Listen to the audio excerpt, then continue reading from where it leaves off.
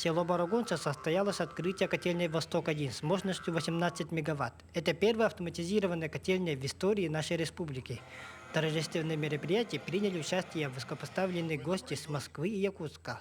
Строительство объекта началось в прошлом году с финансированием Фонда содействия реформированию ЖКХ, который руководит Олег Радченко. Совместно с Республикой Якутия этот объект был построен, введен в эксплуатацию, и у нас еще в планах построить здесь еще одну котельную, такую же.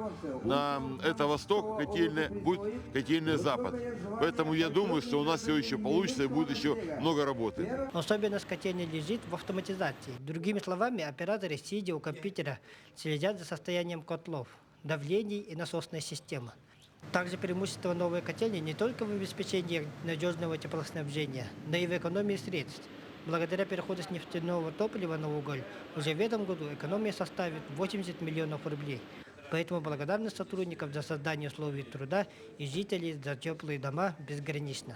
Видим, что будет здесь плюсом и в экономике предприятия, в том числе и по качеству теплоснабжения. И сегодня планов много, именно по барагонцам. Здесь в планах стоит еще строительство 2 котельных. Теплоснабжение – это, конечно же, вопрос, стоящий злободневно впереди пока у нашего населения. Поэтому данная котельная, тем более первая в республике по такой линии и по такой модернизации будет способствовать еще большему улучшению качества жизни жителей села Барагонца. Спасибо большое руководству нашей страны, руководству нашей республики.